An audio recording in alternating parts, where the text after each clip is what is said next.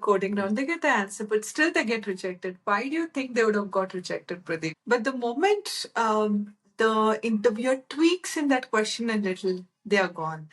Right. For your personality, hard work is definitely required. But if you ask me, is that a recipe to success? No, not really. Level. You should operate at a level as if you already have taken up those additional responsibilities, and you start Okay.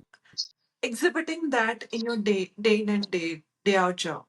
If you're not present in important meetings, it's not that it's accidental, but it's symptom. It's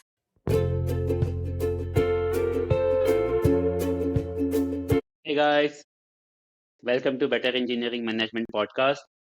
And today we have Jyothi Gopalan joining us, who has around 15 years of experience helping many candidates join their dream companies and many individuals and professionals climbing up the ladder in their own organizations.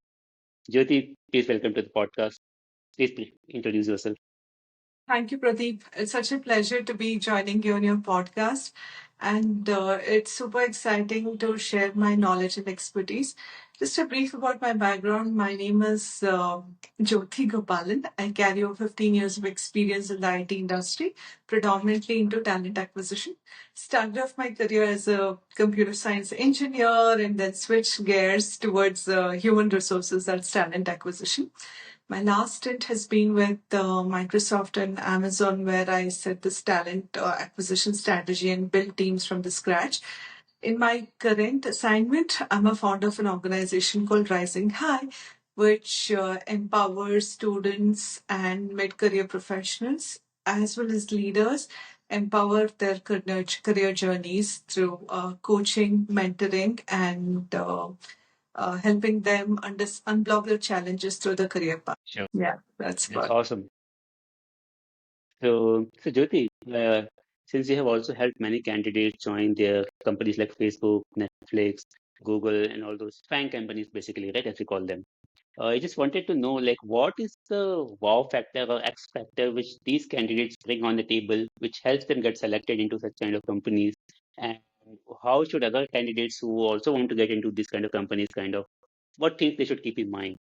Yeah. So I have not helped candidates join Google or Netflix. I've hired people from those companies while I was in HR with my previous organizations. And I continue to do that. I'm helping candidates in their career path. So the wow factor is what is most important among all these top leaders is it's extremely important to understand the perspective of the organization. It's a very strategic approach. It cannot be an approach that there's an interview that's happening, which is going to be a technical round of discussion or functional round of discussion. Just prepare for that and you're done with it. No, it's a very, very strategic alignment wherein candidates have to prepare themselves both on the areas that is mentioned in the JD, along with that, they have to core work on the leadership principles or the personality or the attitude traits that they look for in the candidates. Because at the end of the day, if the organization is among the global leaders in the world and they want to bring in top notch talent, it's not just because of the technical competencies and the skills that they carry, but also for their leadership capabilities that they bring on board. It could be collaboration, it could be um, how they innovate, how they show up, and then how they solve problems and how they collaborate in teams. Multiple areas that is assessed in each of the interviews, which makes them stand out. And the common terminologies that we use is raising the bar. So if we are hiring somebody for within these teams, we look for candidates who really raise the bar, as in they should be among the top percentile of the candidates who are already within the organization. Are they comparable with my top 25 percentage of the employees within my own team? Are they comparable enough? Basis on that, the hiring decision happens whether we have to hire the candidate or not. So it's a wow and the differentiation factor that differentiates a candidate who probably would be different from not companies that they hire and that the dream companies hire for. Yeah. Understood. So what I understand is like this. candidates should raise the bar when they join these companies, and which means that they should be better than most of the other employees which already are present there. They should kind of keep on raising the bar higher and higher when they join these companies. And Jyoti, would you mind elaborating? You said it's not just the technical proficiency, but also kind of their decision-making skills, their collaboration skills, right? And so, are we saying that these candidates will be just on these parameters also when they are also being just on the technical capacities? Yeah, definitely. So before I actually get into that, Pradeep, going back to your question about, how should they even prepare for these interviews, right? It's a very strategic approach where um, it's very, very important that, technology as well as the understanding on the entirely around the organization that is built, right? You need to research about the company. First step is you need to research about the organization, their product line, who are the competitors. It could be the cloud, it could be the platforms they are building and what they are doing in the AI world. Understand the latest news and updates about the organization, and then break it down further to the business unit or the organization or the unit for which you're being hired for, as in what is the technology stack that they are working on, what is it that that they have brought in newly in terms of the innovation, what is the kind of team that you would be hired for, what is this team doing about. I'm sure the Right. JD will throw lots such information, but apart from that, when you have a conversation with the recruiter or the HR, they will be able to give you more insights on what is the team that you're getting interviewed for. This information is very essential. Beyond that is understanding the overall interview structure. Most often than not, candidates are like, when they get an interview call, they'll be swayed like, wow, I got a call from Microsoft. That's it now. Let me just hurry burry and start up the preparation. It doesn't really work like that. You'll have to, take the next step, understand from the recruiter what are the different rounds of interviews that I have. What am I expected to deliver in, what am I expected from round one? What am I expected from round two? Is it going to be a coding round? Is it going to be a designing round? Is it going to be the first round? Is it more of an exploratory discussion? So these details will help you mentally prepare really well. Apart from that, if you are software developer preparing for interviews, many platforms like you have Lead Code, you have Educative.io, and you have Right. a lot of Udemy courses out there which will help you prepare. So a conjunction, in fact, to add on to this, every interview round will have both technical rounds of interview as well as some of the values or leadership principles which get assessed. So the questions may not come directly. Tell me about a time when you exercise, learn, and be curious. No, that's not how it's going to be. One of the core leadership principles, both at Amazon as well as Microsoft, is around learn and be curious. How are you exhibiting that? So it could be around one of the projects that you are explaining about, and the question could be, tell me about a time wherein you are asked to work on something or implement something of which you had no clue about. Or maybe a technology that you have absolutely no clue about. How did you go about working towards that approach? How did you solve that problem? So they're trying to test your overall ability on how do you solve problems, how do you pick it up, what is your ability to get into horizons you probably never even ventured, and what being curious and daring to go about to learn something and then implement. That's what we look out for, because day in and day out technologies get obsolete, and then you could be Right. working on something new altogether. You can't say that I came from C sharp and so because of which I'm not going to, I don't know about this. Whatever is thrown your way, you should be able to pick it up and then start. It's like a marathon race. You should keep running Right. about.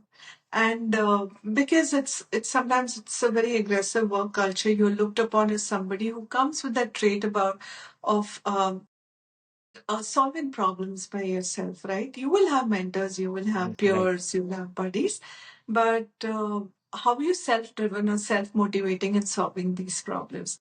So, each of these interviews will have at least two or three of the leadership principles or values that they're going to assess you on. And basis on that, it's more or less an elimination round. They take a call whether they want to. Okay, Jyoti, so what I understand is for the FAANG companies, as you mentioned, right? First of all, when you get a call for the interview, you can be happy, but you have to start preparing right away. Don't leave things kind of unplanned. First thing is you should research about the company, like what, and pay very close attention to the job description because a lot of things will be present there and you should not ignore them.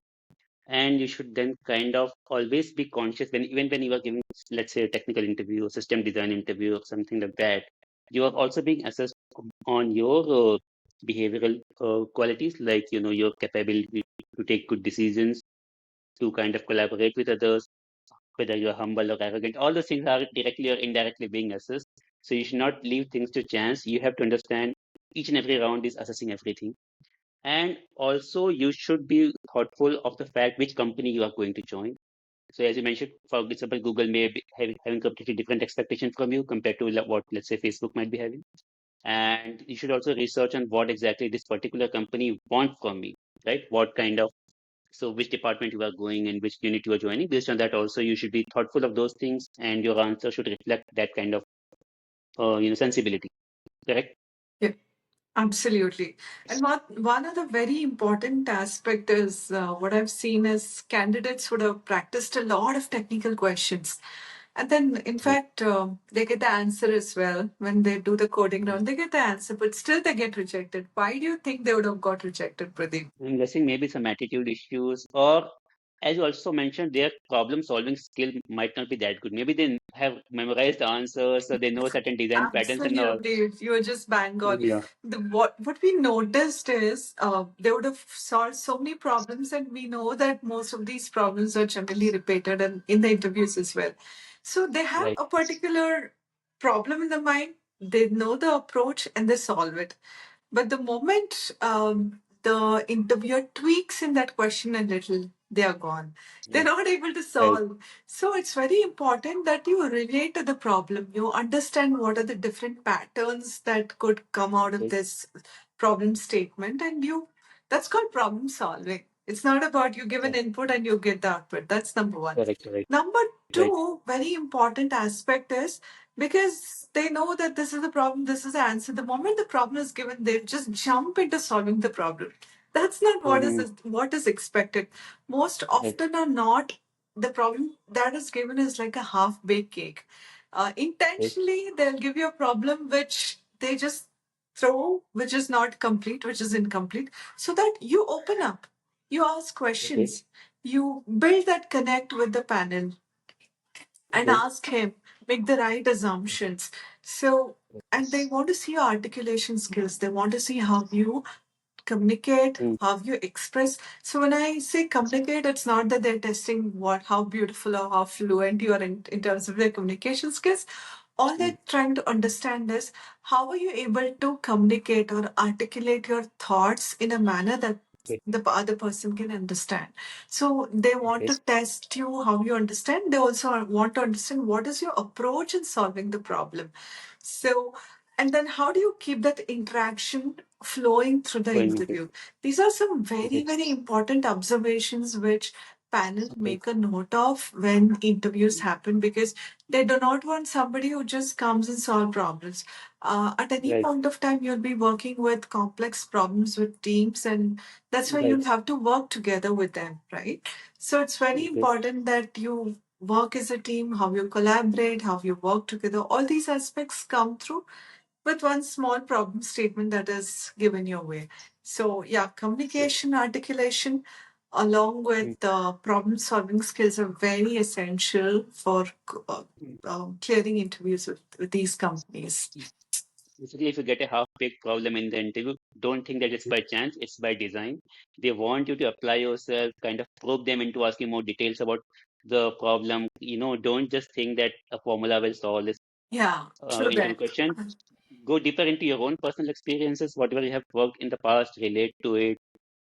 Keep the communication going. Like, can you tell me what exactly this question is about, this particular aspect of question, and all the kind of more data you should gather into the question. There should be a proper interaction, and then you should apply and yourself and come. Don't be afraid of the complexity. Yeah. Basically, you have to understand that if you're joining these companies, you have to kind of deal with these complexities daily. So they want to show whether you're prepped up for that or not. Absolutely, absolutely. So, yeah, it has to be a very strategic approach, very thoughtful, and a very methodical approach in solving the problem. Approach and Right. logic is something they're very interested in. I have seen candidates who would not even got the output correct, but still they get Right. selected because the approach was right. And maybe a small minor mistake somewhere, that's it. They understand. Panel do understand. There are humans on the other side at the end of the day. Right. Right. Right. So it is Correct. completely okay if you, sorry, and if you Mm. got the answer wrong, it's completely okay. But what they are Right. interested is in the approach that you're taking to solve the problem. That's most important. Basically, keep your calm. Don't get nervous, Yeah, and kind of understand that the interviewer is also a human being. He is also kind of trying to just sense your they're trying to intention help with your you. Yeah, curiosity and all those kind of things. Okay, true sure. that. Yeah. I think that would definitely help Jyoti. So Jyoti, and on another note, I wanted to discuss like, once you've joined a great organization, you want to kind of climb the ladder up. Maybe you want to go into management or you want to go into, the team lead kind of positions, architecture, right? And how should candidates kind of approach that? Because, sometimes people work very hard, right? But they don't really seem to be climbing the ladder as soon as they deserve. Does hard work really help people elevate into higher levels into the organization?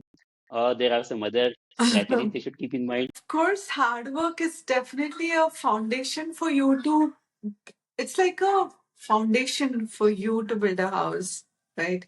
Right. For your personality, hard work is definitely required. But if you ask me, is that a recipe to success? Not Mm. really. I've seen Okay. in my personal experience as well that people slog day in and day out. Now, 60 hours per week, missing the family events, functions, going out with Right. family, or missing the dinners, hooking onto the system, and working day in and day out. And do you think they Right. are the ones who probably stand a chance in the promotion all the time? I don't think so. That's not the Right. case. So, essentially, the number one question that people ask is, I did everything right. I delivered fantastic. I was way beyond than my peers. And but still, I did not get the promotion. I did not expect this happening my way. So I had all the data points, everything, but still I was not the one who was perceived to be the successor for the next level. This is Mm. like an age-old problem which haunts everybody. I'm sure even all of us have gone through that problem statement in our life. Right. Now, Right. uh, to your point, hard work is not the recipe to success. There are many important factors that one needs Okay. to be accounting for to be successfully growing to the next level within the organization. Yeah. Okay. So, So hard work is just a foundation. What yeah. what is the recipe then? Yeah. Okay. So, I've been working with a couple of senior level candidates in the industry. Some of them have been head of organizations, some of them have been aspiring C-level executives as well. And in my experience, what I've seen is why is that not happening? It's because they are not perceived to be uh, at an executive lens by the leadership in their organization or the next level leadership team or executive level leadership team. They don't perceive them to be somebody who would be whom they would look at or whom they perceive to be a person who is capable enough to be at a leadership. Let's take a small example. Let's say if a person is an architect in an organization, okay, Mhm. and he aspires to be at a leadership level role very soon. At every corner of the organization, he is perceived as the tech guy. He's a person who can solve problems. He's a person who brings enormous amount of solutioning onto the table. But is he a person who would be invited into a room wherein strategic decisions regarding what is the next vision for the organization in the next 5 years? Is he a person who would be invited for those discussions? No, definitely not. So, what is really, really important is to build the visibility of the impact of your work, which has to be perceived not just but for your immediate manager, but also your skip level manager, but also your leaders as a whole. And that's very, very important. Building visibility. And in other words, it's not even called branding, it's called positioning yourself. So, how are you perceived? How, the PNPs, the perception, how you're perceived, and your positioning within the organization, and somebody that they could reach out to for having the strategic discussions. That's when leadership will look at you as the next level person within the organization. That's Basically, my. what I understand is, though you're working hard, and which is a good thing to do, but the Mm. higher management may not feel that you are ready to be entrusted with more responsibility. Your hard Yes, work alone is not a good enough indicator, you're doing and it. you have to have some more skills apart from that. First of all, yes, as you said, you have to be visible if they're not even aware that you exist, right?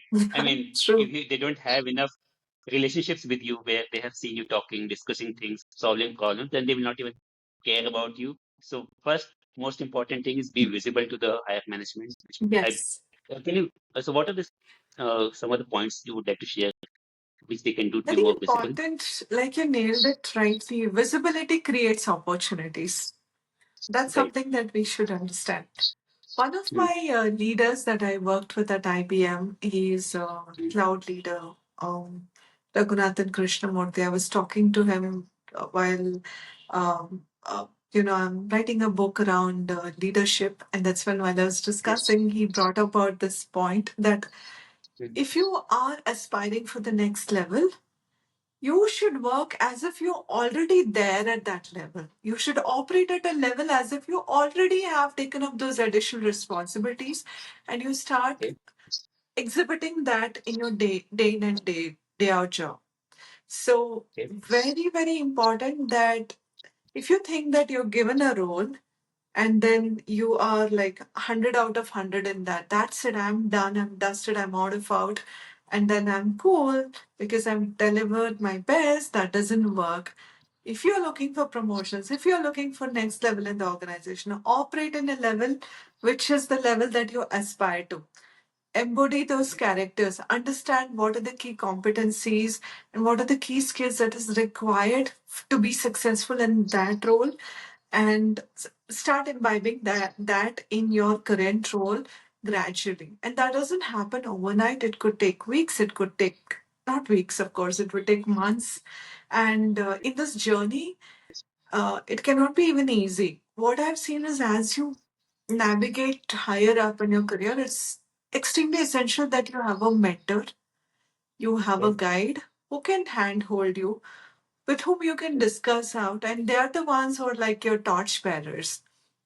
Okay. They're the ones, example, they're the ones who are like these seasoned sailors in a ship. You're traveling in a ship, and you give your life to the person who is actually sailing through the captain.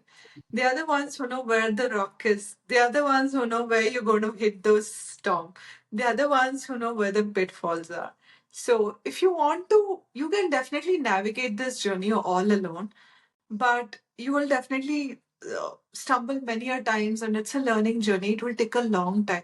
But what about a person who is a mentor, who's a coach, who will handhold you, who will support you, who will say, okay, I'm there, don't worry. Oh, this is a simple problem which I dealt with it. Maybe this is how your approach should be, right? Having a great mentor besides you to help you navigate through those circumstances is like a great bonus to help you fast track your career journey. That's something that uh, my past leader at IBM told me multiple times. Apart from that, not just building an internal visibility, external visibility is extremely, extremely important. Now you might say, why external when I'm doing great internally? Why external? While you are building a great internal visibility, you have advocates within your organization who might say, wow, Pradeep is great at this. He is an SRE expert. What about the external world? You should build that presence externally as well. Maybe attend seminars, maybe write publications, maybe go to events and establish yourself as a thought leader there. So that's when, sometimes even your organization within, it's like ghar ki murgi dal barabar. They might not even recognize you. But when you showcase your talent outside, you like bringing that spark within your own organization that, wow, this guy is definitely going great guns and he's amazing. He's doing fabulous. So, building that visibility both internally and externally is extremely, extremely important. And that, of I course, think that is external visibility will also help you if you want to change jobs, right? Like if you want to switch jobs, absolutely, yeah, all right, yeah, because all your internal visibility will not be very useful at that time. It's only true, what you true. have kind of you have to show outside, all the Yeah. seminars and webinars as you mentioned, right? If other Yes, people have seen it, they will know your value outside and kind of be more acceptable probably for your, true. Yeah. And most importantly, as somebody has said, network is net worth.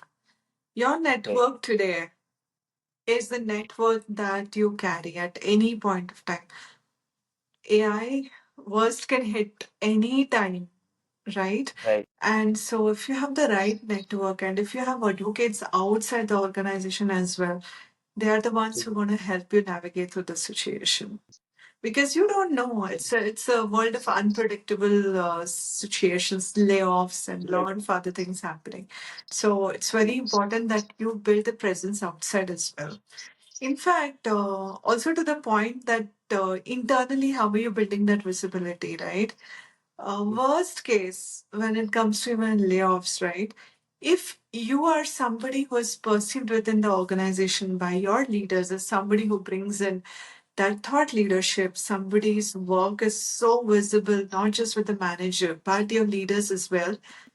And let's say, worst case, tomorrow there's this layoffs list that's happening. Your manager knows you, and your skip level knows you, your leadership also knows you. In that case, there is this element that when they're knocking out the ones who probably had, they have to let go of the organization, then the chances are that you would be perceived not just as a number there, but another human whom they know pretty well and whom they can vouch on. So chances are that they may not want to let go of you and you become that indispensable resource for the organization. So, yeah, I know we started with leadership, but it kind of shaped into right. different directions. Yeah. But I think that is important, Jyoti, because what I understood is right, and we have also observed that relationships do matter. What you are contributing as an individual is important, but you see, if you want to be entrusted with more responsibilities, the management would like to see how you relate with other people. What is your control or influence on other people? If you say something, would others listen? So all those things also they would like to judge. Yeah. And as I mentioned, you have to have visibility, which means probably you should keep on discussing with your hiring manager what you're doing, and the most important thing, as you mentioned, right, you should start behaving as if you are into that role which you are kind of aspiring for. So let's say if you want to become a director, I think you should start observing what roles and responsibilities that director is behaving, and you should start trying to kind of, you know, trying to kind of play those roles. Start taking those responsibilities. Maybe you should start asking your manager that, hey, I'm ready for these responsibilities. Can you please give it to me? Maybe directly or Boss, indirectly, yeah, boss, give depending me upon those what high impact projects. Simple as that. Right, right. I want to prove myself. I think people love that kind of conversations when someone approaches them and asks for higher responsibilities. And then I think your, appraisal will be straightforward because you have already proved both your intention and your hard work. And then it will be pretty easy for you to kind of grow. It's very good advice, actually. I mean, all individuals should take note. If you want to grow higher, just grow higher right now. Don't wait for the appraisals to come. That Exactly. official promotion will happen when it happens. But if your bosses see you as someone who is already willing to take these responsibilities, nothing like that, Yeah. right? They would be more than willing. Yeah, go ahead. Yeah. So they want to see somebody who kind of solves problems which has bigger impact. Only then will you be given problems which you can solve and which has a really big impact for the business unit or the organization. Right. So if you need to be perceived that way, you don't have to wait till your promotion starts. Have that weekly Okay. check-ins with your manager. Have that monthly check-ins with your skip level managers, and be present in important meetings. If you're not present in important meetings, it's not that it's accidental, but it's symptom. It's symptomatic. Like there's something not going right, and because of which you're not there in that meeting. You need to They're not understand taking you that. seriously, basically. Absolutely, absolutely. So very important, and it's not a great it's not a green flag. That's what I can say. Okay. These flags are So, so prominent these days, so it's not a green flag, but a red flag. so if you are present in the meetings, be vocal, be seen, give your thoughts and viewpoints more clearly, right? All those things matter. You are being observed all the time. Don't kind of lose any opportunities. And as you mentioned, be proactive, take more responsibilities, and be visible. I think being visible is very important, right? Is what we have Exactly. mentioned. Kind of. Yeah. Okay. And Excellent. I recall this beautiful statement from this movie Avatar. I see you. Your Right. managers, your leaders, your skip level managers should see you. They should perceive you. They should know you by the name, what you do. So I see you. It's very, very important that you should be visible in their eyes. You should not be just another employee who comes, who does the duty, and then they're done with it. You should go beyond what is been assigned to you and should be able to prove your mettle beyond that. And of course, politics does happen, but handling those politics with grace is something that all of us need to learn. So it's a part of our learning process as well. Yeah. Yeah. If you have proved yourself and kind of you are visible as you mentioned and you have worked Yeah. hard. Politics, I think something that you can get over with. Nobody can stop you in an organization because people, Absolutely. management eventually wants people who can take responsibilities, who can deliver. So politics is for those people who are not working hard. Probably Actually, they should worry about it more. yeah, actually, you can't even say that because it happens everywhere, Pradeep. Right, Where there are people, there will be politics, there will be democracy as well. But right. you don't want to get lost in that, vicious Mm, cycle. Focus on mm, what is important for you and walk ahead. That is most important. Just keep your focus on what is it that you want, and who are building relationships are very, very, very important. Build that network, build that relationship with key decision makers, key business people, or the key leaders in your organization, so that you will be able to navigate through or scale your journey without much of hindrance, and you should be able to fast track your efforts ahead. Your And your what? hard work is not lost. Okay, sure. Yeah. And one thing that I have seen is like many times many people are stuck into the same goals for a long time and like even people who have like say 15 to 20 years of experience, right, they Mm. don't move much ahead. I think your observations and your suggestions will be helpful to them also, particularly the suggestions like build an external profile also, not just internal profile, be Yeah, visible outside also. exactly. So I know, like 20 years, I have met a few leaders. I wouldn't say maybe 10 years, 15 years in the same organization, Okay. and 20 years of experience, and somebody who is just around 13 years of experience from the outside world gets hired for the position at the same level. And they're like, I am there in the same organization from so long, and there's a lot of stagnancy. I'm not growing further.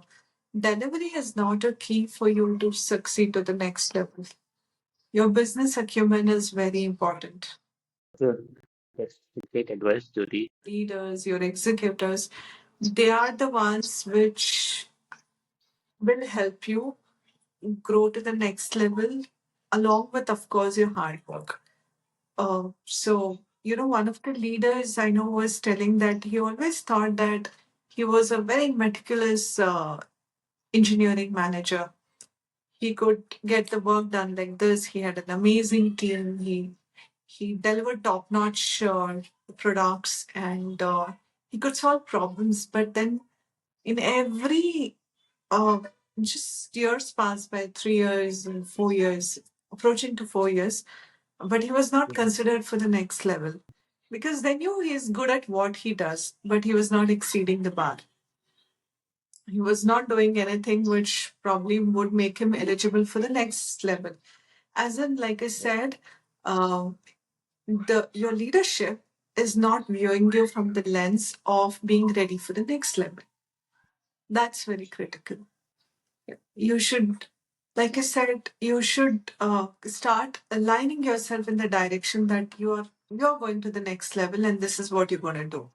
And it should be very, very intentional. It should be very strategic, and it's not something which can just happen in a flow. It has to be a very thoughtful, a very methodical approach in bringing that visibility and to make yourself being seen and heard in the organization. I think it's a tremendous advice. Anyone who is kind of stuck in the same code, please take note and start working on it right away. Maybe in the next year or so, you will get the position which you are applying for and you are working hard for. Jyoti, you also mentioned about the book that you are writing, right? Can Yeah. you let us know slightly more about it? Yeah, so the name of my book is called The Invisible Leader. It's a narrative, it's a series of stories of how leaders, what kind of problems they go through, especially somebody at a senior leadership level, what kind of problems that they go through day in and day out. Sometimes imposter syndrome, sometimes bias, sometimes lack of confidence, sometimes not even knowing what needs to be done ahead. They're not very clear. Key, okay, I'm stuck on this problem statement. How do I go about next? I don't know. So it's about that journey, wherein I'll be capturing those problem statements and how you can and through my experience of having worked with some of the best leaders in the industry and also ongoing that I'm working with some of the other leaders as a coach, I'm trying to capture those. In fact, capturing those details and something which can be very useful to the ones who want to solve these problems for them. So it's a series of stories, or rather, a blueprint to success for somebody who's stuck in the career and wants to figure out how do I navigate next? How do I solve this for myself? I think what were the problems you were discussing, right, all the way along in this Yeah. discussion, many of those will be covered in this book, and so people Yes. should take note and kind of start looking. When is the book going to be out? Well, the first series is going to be out in the end of this month on Amazon. But the actual print will take some time. The first ebook series, the chapters are little on the higher side. So as in when I started writing, I figured out that maybe 7 chapters is just not enough. So I've divided into 3 different episodes. So the first series will be out by the end of this month, that is March end. And the next 2 episodes is something that I plan to come up in the next 2 to 3 months because it's an ongoing journey. And I have been working with some of the leaders and capturing their insights and their stories to the same time adding my element to that and my thought process and my insights of how I see the world and how we can solve this with a larger audience. Yes. Yeah. I'm hoping Really, it's definitely a success. Yeah. And I that think sounds very most, exciting, Jyoti. I yeah. think I think people would love to read through it because you see, as you said, just like a mentor, right? Just like you need mentors who can handhold you. If you kind of go through the insights which others had, right, that would also act in the same manner. You instead of going through the same struggle again, if you can kind of read through the insights of others who have failed and won again, right? Probably it will help you and you can save a lot of energy and time kind of reinventing the wheel. Life is a learning journey. It's like a wheel. Goes ups and downs, and then you will have to keep reinventing the wheel. One of the very beautiful case studies that I went through when I was doing my MBA was around Sony. They are Okay. top notch in innovation. They keep reinventing the wheel of innovation and they always premium. It's only because they never let themselves die. They are technologically so upgraded. So one needs to, people don't get stuck up in their career and they spend years together without even knowing what next. Sometimes they get so comfortable in their own shoes that they realize that, hey, I've spent like good 10 to 11 years in this organization. I've not grown much. I'm in the same ladder, or maybe just one or two promotions. What's happening? And then once they realize, they see that the world has moved much ahead, and the skills that probably they own right now, it kind of has become redundant. That's something that you should never let happen to you, right? Be upgraded, be upskilled. Right. There's a lot happening outside. Just know where the industry is going towards and move along. If you're a senior leader at 19, 20 years of experience, doesn't mean that, okay, your next level is waiting and you'd be given that opportunity. You never Exactly. know what is going to happen next within the organizations. Just be alert and just have your ears and eyes open for both internal opportunities and external opportunities. And then when you get the right opportunity, grab that and then prove your mettle. So yeah, Be it's on the my top of book is you want to go. essentially captures those stories. Yes, and of course a blueprint and mastery. It takes you through the journey of that story. How do you navigate through those challenges? Looking forward to that book, Jyoti. And Jyoti, thank you for joining us here. It was a wonderful conversation. I am sure people who will go through this will find it very useful, full of insights, and kind of it will help them, whether they are aiming for some dream companies like FAANG companies or they want to go internally in their own organizations. All your insights will be very, very helpful to them. Thanks again for joining. Thanks a ton, Pradeep. It was a pleasure as always. It's a pleasure to have shared my insights, and all the very best for your ventures. As well, I hope you do great, Gaga. All the very Thank best. you. Thanks Thank so you. much for Thank you, having me Mitra. here. Take care. Thank you. Have a nice day.